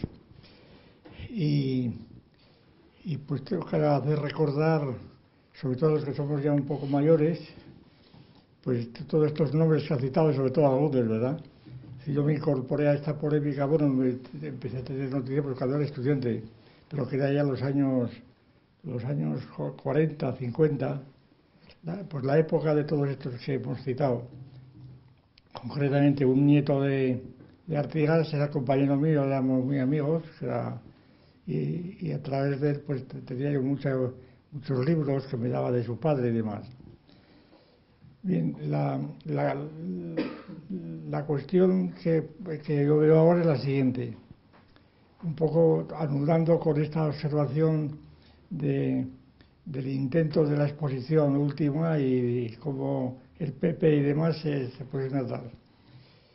A mí se me ocurre sugerir, ¿verdad? Que no, en fin, yo, si el apartamiento de Méndez Pelayo es que las disyuntivas con las que se han analizado, ¿verdad? Que son disyuntivas ya pues tradicionales del principio del siglo XVIII concretamente, ¿no? O antes, pero vamos, me estoy refiriendo al filósofo autodidacto, al padre Alvarado, a todos estos, ¿verdad? Al padre Cádiz, se queda del principio, que de cuando la francesada, donde se planteaban y se insultaban así las dos posiciones ideológicas claramente. Después se reanimó, volvió esto al final del siglo, pues sobre todo, y principio del otro, con los krausistas. Pero, claro, yo tengo que decir, recordábamos lo que la posición que a mí me tocó pues percibir fue que las disyuntivas que se establecían se estaban alejando continuamente. Porque ahora hablar de religión y de irreligión, pues a la gente no le interesa, eso ya fuera de contexto. Ahora es religión católica, los curas y los musulmanes, y los más eruditos los judíos, los demás, y la mayor parte ni eso. Es decir, que la situación actual, yo creo, si comparamos también pues todo el mundo que se movía en torno a estas cuestiones y que se han citado en la exposición, todo el mundo que se movía, eran todos ellos profesores, intelectuales, gente que leía, urbana, pero ahora la situación es distinta. Algunos de ellos, profesores, bueno, yo he conocido muy de cerca a algunos de ellos como Font i Puig, que a mi juicio, con todos los respetos, era un imbécil poco de arriba abajo, algo increíble, ¿verdad? La desorientación pero vamos a no emitir juicios personales. Yo lo que quiero decir es lo siguiente, que actualmente, sobre todo después que han aparecido o que están apareciendo los llamados periodistas de investigación y las páginas de cultura que nos expone, yo lo cito mucho porque es la referencia común a todos. Todos los días hay una crónica de la cultura de un tal Gárate, que es un navarro, y que recupera, como dice él, pues toda la cultura de nuestro siglo, pero esa cultura son los Stones, los Beatles y cualquier individuo que está tocando la guitarra, y no digamos el periodismo. ¿Quién ha leído, qué periodista ha leído a Hegel o a Fichte? Le suena de oír algo o una frase suelta, pero no lo ha leído. Está en otro mundo distinto. Y la cultura, lo que llama cultura es la novela, ciertas novelas, generalmente novelas psicologistas, la producción tan abundante que hay en España. Entonces se vive en otro mundo. Entonces, esto realmente yo creo que quedan desplazados completamente esas dicotomías con las cuales se analizaba la Méndez Pelayo, porque esas dicotomías que han tenido una importancia histórica las siguen teniendo, claro, desde luego. Pero sin embargo hoy día ya no existen en la prensa, ni en la televisión, ni en los medios. No existen. Es decir, los ganadores de los premios Planeta o lo que fuera, como criterio, pues es gente, desde este punto de vista, absolutamente analfabeta.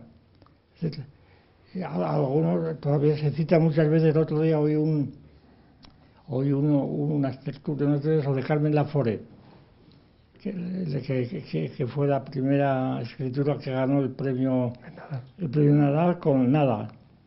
Claro, lo de Nada le venía a ella por Heidegger, que había publicado el de Nada, pero ella no sabía nada de Heidegger. Era simplemente por contacto pues con compañeros de la facultad y demás. Entonces era suficiente para decir nada, pero no sabía nada más. Y entonces sobre esta novela u otras parecidas no se puede juzgar porque es otra cosa diferente, es otros criterios. Es decir, aquí lo que ha desaparecido realmente, yo creo, el caso de Ortega es clarísimo también, la cita ha sido muy buena. Se dice de Ortega pues estaba desorientado completamente también, a mi juicio, totalmente desorientado. Estaba aplicando esas dicotomías que ya no funcionaban en su época. No, pues nada, esto quería decir. ¿Hasta qué punto la situación ahora es mucho más difícil? Porque no hay interlocutores. Es decir, lo que llamamos cultura, nadie sabe lo que es, absolutamente nadie. Nadie sabe lo que es la cultura. Y sin embargo es una de las palabras que están formando el dosel, el horizonte de nuestro pensamiento, ¿verdad? Entonces, en la prensa, en la televisión, incluso la gente, porque lo que quiero yo es cultura. Lo vemos en la televisión continuamente a cualquier paisano de un pueblo diciendo, no, yo quiero cultura para mis hijos. La cultura generalmente, según él llegó a entender, es que mi hijo puede ir a la universidad, pero no por la cultura que aprende allí, sino por el cambio social que representa para su hijo eso de o estudias o como eso, estudias o trabajas, ¿verdad? Lo que quieren es estudiar, no trabajar. Lo que quieren es no trabajar, no ir de mono, es decir, no ir con el humo, eso es lo que quieren, y otros no. Entonces, en esta situación actual, yo creo que Menéndez Pelayo pues sigue siendo una referencia fundamental porque llena más de un siglo, o sea, es suficiente. Claro, los que relacionan con él por el franquismo, por esa época del franquismo, bueno, a mí me ha tocado, por razones de edad y medio, pues de conocer a todos estos y sin embargo no importarnos nada, porque yo pertenecía a un grupo que éramos todos católicos ateos, y lo seguimos siendo, ¿verdad? Entonces, que todas estas cosas no tienen encaje, ¿verdad? Pero es que ahora ni católico ni ateo, eso tampoco funciona. Ahora es otra cosa distinta. Ahora es ¿qué te parece tal película o tal otra? Y tal músico que toca la guitarra, que no la tocábamos, que pega unos rasgueros y unas voces, y que lo que hace es simplemente recuerdos personales de cuando él en los años 80 pues se enamoraba de una individua y viceversa, y se lo pasaban muy bien, y ahora lo están contando y lo cuentan lo cuentan con un impudor realmente sorprendente, como si fuera interesante eso, lo que dicen. Pero como les dan cabida en los medios de cultura, pues ya está. Es decir, basta ver un periódico cualquiera, El Mundo, El País, eso de Babelia, ¿no? Basta ver lo que llaman cultura. Pues nada, que cada cual sabe lo que es. Bueno, no sabe nadie lo que es, pero sí. Pero de todas formas, enhorabuena por su exposición, porque ha aclarado muchas ideas y ha citado una serie de puntos de referencia que yo creo que son esenciales para este asunto. Muy bien, muchas gracias. Allí,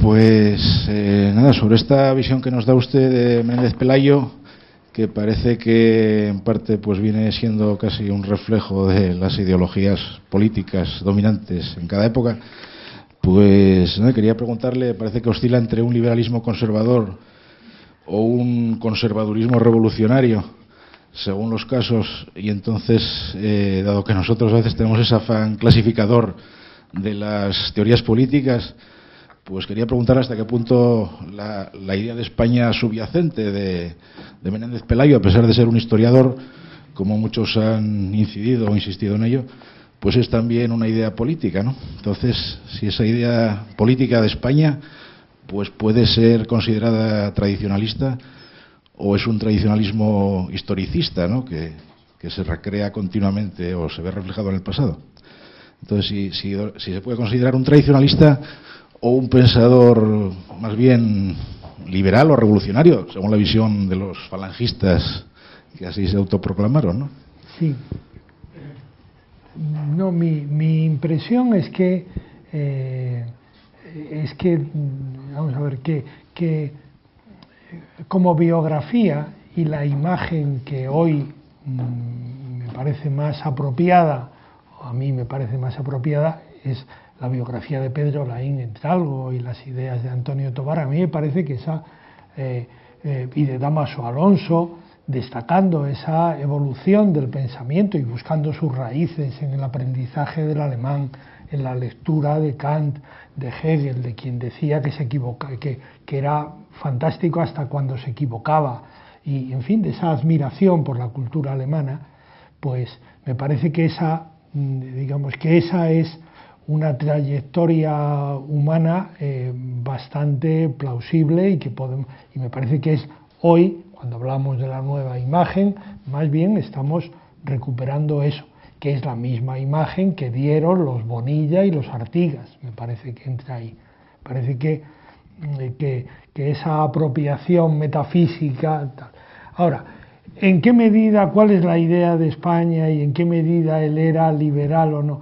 Pues él pertenecía a su época, lo que no era evidente, y en eso tiene razón Santos, en fin, de Juliá, de protestar ante este liberalismo de los falangistas, pues no, pero es que es distinto el liberalismo en un momento de otro, y entonces, claro, Menéndez Pelayo era tradicionalista y tenía una idea de España, tenía esta idea basada fundamentalmente en la historia, una idea de España católica.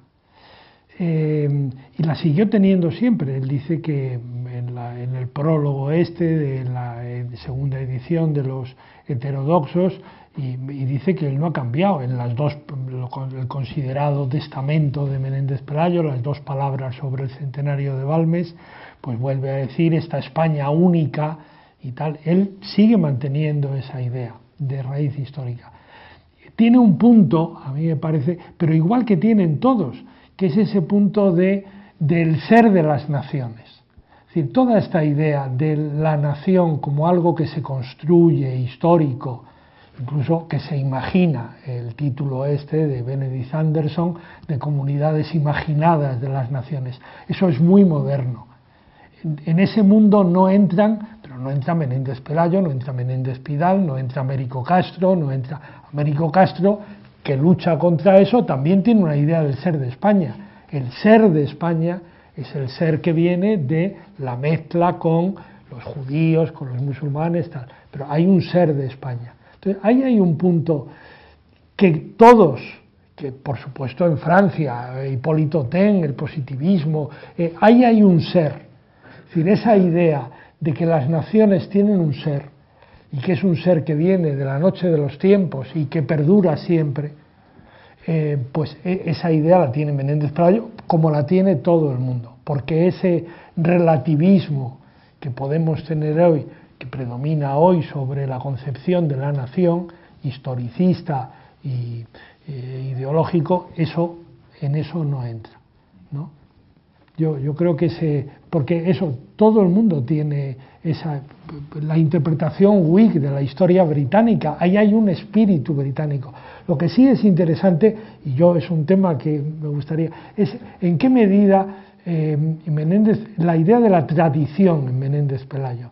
Eso lo tengo algo hablado con Gerardo Volado, pero me gustaría profundizar en eso.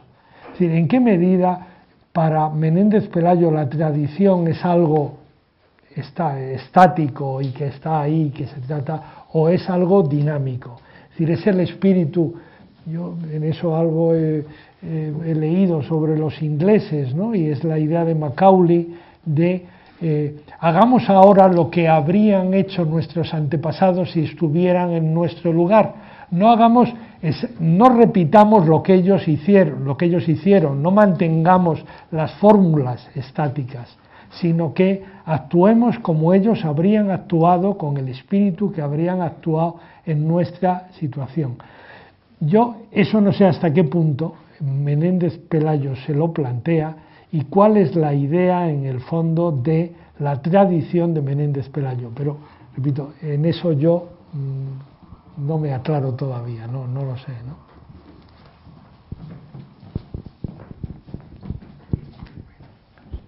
No, muy brevemente. Lo que se me ocurre ahora, ante esta distinción entre los que hablan del ser de las naciones y los que no hablan de ello, sino de la historia, que aquí lo que ocurre, a mi juicio, es que se están utilizando ideas filosóficas tradicionales, que en este contexto ya las relacionaría con la idea de Parménides, que es el que descubrió el ser, y la idea de Heráclito, que se descubrió el devenir. La historia es el devenir. Por lo tanto, que el ser de cualquier nación es su devenir, que no es lo mismo que la historia. Ajá. Y por lo tanto, que la dicotomía ser y devenir, pues es una dicotomía superficial desde el punto de vista de esta distinción profunda filosófica, que la utiliza Hegel y Fichte, etcétera, pero que no ha leído pues los que hablan del Fichte español. No lo han leído, no se da cuenta de lo que quiere decir Fichte, que es el que inventó precisamente la idea de cultura como vinculada a la nación. De todo esto no saben nada estos señores, porque no lo han leído. Es decir, Fichte, el que inventó no fue la historia de Alemania, fue la idea de cultura.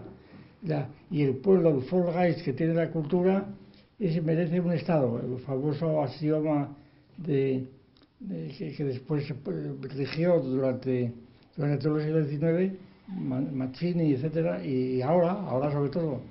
Es decir, la nación que tiene cultura tiene que tener un Estado. Por eso los catalanes siempre dan por la cultura y están con la cultura. Y la lengua. Esa es la idea. Pero esos no son los catalanes, son unos cuantos ideólogos que tampoco han leído nada, simplemente que han escuchado cosas y lo improvisan y lo adaptan de su modo. Allí quería, desde hace tiempo, al fondo.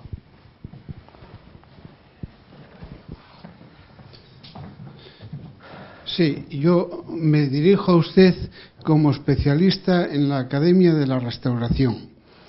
Y alguna pregunta es una pregunta colateral al tema, colateral sobre este periodo. La Academia de la Restauración. De la Academia en general. De la Restauración canovista. Ya, pero ¿qué academia? ¿O la Academia en general? Lo especifico.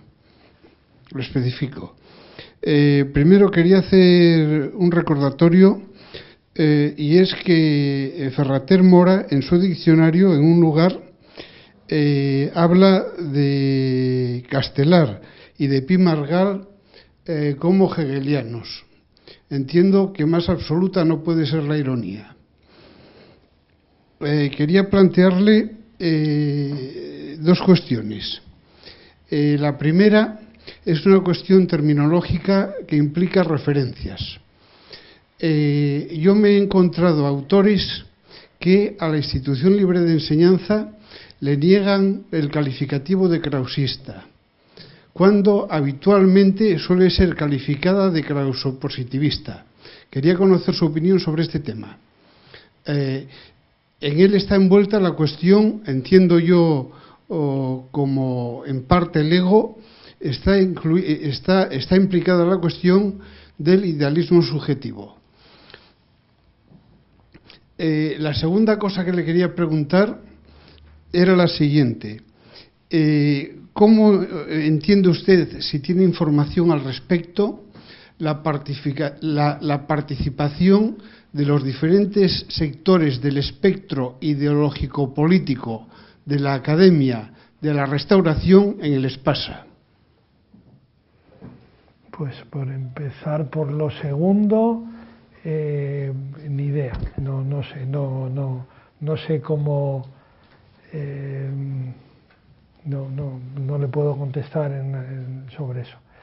Luego, lo de krausismo y krausopositivismo, eso da la impresión de que es yo soy historiador más bien de la política, y si me pregunta del caciquismo le puedo responder con más conocimiento, pero sobre esta historia intelectual menos. Pero ahí, por lo que recuerdo, especialmente de las lecturas de Azcárate y de Giner, es cómo evolucionan hacia el krausopositivismo, cómo comienza siendo, hay una primera inspiración de Krause y de Giner con una filosofía más puramente krausista, y cómo eso evoluciona van abandonando el krausismo y van derivando hacia lo que se llama krausopositivismo ya a partir de los años 70.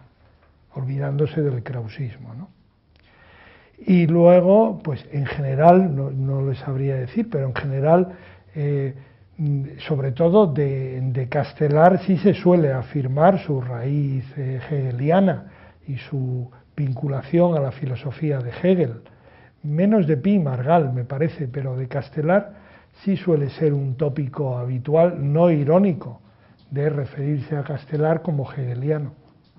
Pero repito, yo no soy especialista en eso. Muy bien. Yo creo que la cuestión del clausopositivismo está perfectamente estudiada, o casi perfectamente estudiada, por los historiadores de la Revolución Española. Sí. Es decir, la diferencia que puede haber entre pues qué sé yo, entre Sal del Río y Salmerón. Exacto. Es el propio Salmerón ahí el que evoluciona de una cosa a otra. Claro, por eso. Eso está estudiado perfectamente, vamos, no. Eso está bastante trabajado. Hay bastante trabajo hay sobre libros y ello. artículos todos los que se quieran.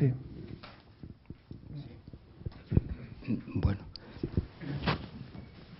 Pues vamos a ver, yo quisiera intervenir para abundar en buena medida en la valoración que ha hecho don Gustavo de su conferencia, y me gustaría destacar un mérito que yo valoro muchísimo en una lección magistral como la suya, y es precisamente que, a pesar de habernos adelantado en los preámbulos que no iba a entrar en la aportación de don Marcelino a la historia, a la estética y a la filosofía, porque ha querido hacer usted un recorrido biográfico, pues sin embargo a mí me gustaría indicarle que ha conseguido usted hacer esas tres cosas de forma breve, y a veces lo breve, si bueno, pues dos veces bueno, ¿no? Es decir, desde el punto de vista histórico, pues creo que ha conseguido usted, con varias pinceladas, pues ponernos ante la situación histórica que va de Alfonso XII hasta Franco, pasando por la dictadura y por la República. Vamos, eso lo ha conseguido. Eso poco que ha dicho es tan atinado a mi juicio, claro, y que a mí me ha orientado estupendamente, ¿no? En cuanto a la estética, pues claro, como ha citado usted a Milá y Fontanals y a los krausistas, y aquí en esta casa pues tenemos un experto en esta temática, que es Raúl Angulo, pues realmente usted lo ha refrescado, es decir, que algo nos ha indicado de la concepción estética de don Marcelino. Y en cuanto a la filosofía, hay una cosa que me ha llamado mucho la atención y por la cual le quiero preguntar, ¿no? Y es precisamente ante, digamos, las valoraciones y las críticas. Yo he tomado buena cuenta de una de ellas, y ahí es donde voy a hacerle yo esta pregunta, porque yo la desconozco y a lo mejor usted pues nos puede hacer algún apunte, ¿no? Y es que entre las críticas aparece la del escolástico Alonso, y precisamente le llama destructor. Y yo inmediatamente he asociado esa afirmación de este pensador escolástico español con la famosa encíclica de San Pío X, Pascendi, Grei, Domini, donde precisamente él llama destructores a los modernistas. Entonces la pregunta que yo le hago, porque lo desconozco y esto habría que mirarlo, claro está, es si este escolástico español le está acusando a don Marcelino de acercarse o de estar próximo en algunas de sus tesis a lo que San Pío X les llamaba modernistas. Sí. Esta es la cuestión. Sí, pues yo no he leído, mi referencia es de este libro de Marta Campomar, y no he leído la crítica esta del padre Alonso Getino, de Menéndez Pelayo. Pero, y no sé, se me escapa también porque es más filosófico y no entro en eso, pero tengo la impresión de que sí, porque esa es la acusación que les hacen políticamente a los mestizos, a los que se integran en el partido de Cánovas, y las grandes críticas a Menéndez Pelayo con los heterodoxos es precisamente de estos integristas de la época, que también es otra de las paradojas, ¿no? Como a Menéndez Pelayo le critican fundamentalmente los integristas en su época y se apropian de él los integristas de 40 años después, ¿no? Eso tiene su... Pero sí, esa fue, es decir, son liberales, en el fondo son liberales, y por lo tanto probablemente sí tiene ese sentido de destrucción el mismo sentido que Pío, de la encíclica de Pío X. Y por lo que, una cosa que no le he contestado antes, pero que sí me ha hecho reflexionar, y estoy de acuerdo con lo que decía don Gustavo, el mundo de Menéndez Pelayo es otro del mundo de hoy. Yo creo que hay que partir de eso, y es verdad. Ahora, una de las cosas que aprende un historiador es que estudia otros mundos que no tienen nada que ver con el de hoy. Y, como decía otro historiador británico, tratar de entender las razones, el mundo, ese mundo que no es el nuestro, del pasado, es lo más difícil de un historiador. Yo creo que porque esa exposición de Menéndez Pelayo o esa biografía que está por hacer de Menéndez Pelayo, lo que tiene que por supuesto, dando por supuesto que los problemas que hoy tenemos son otros, distintos, y que el mundo, en fin, es otro mundo, pero tratar de entender ese otro que es tan antiguo como puede ser el de Felipe II, ¿no? Pero ese es el reto, ¿no? De partiendo de esa idea y de que los problemas y las preguntas que se plantean son otras, pero tratar de entender y encontrar pues lo que tiene de universal y de valioso y de humano en el fondo las trayectorias de estos personajes, ¿no? Que cuando tienen profundidad, como el caso de Menéndez Pelayo, pues sirven, ¿no? Pueden ser útiles, ¿no? Porque se plantean cuestiones universales, generales, ¿no? Perdón. Yo creo que hemos tocado un punto esencial del asunto, porque esa misma contraposición de universal se dice aquí, bueno, es una frase acuñada que sale constantemente en los periódicos. Era un asturiano universal. Este pintor era universal. Pero no es nada de eso, no es que sea universal, porque eso es una concepción de la historia como si la historia fuera universal.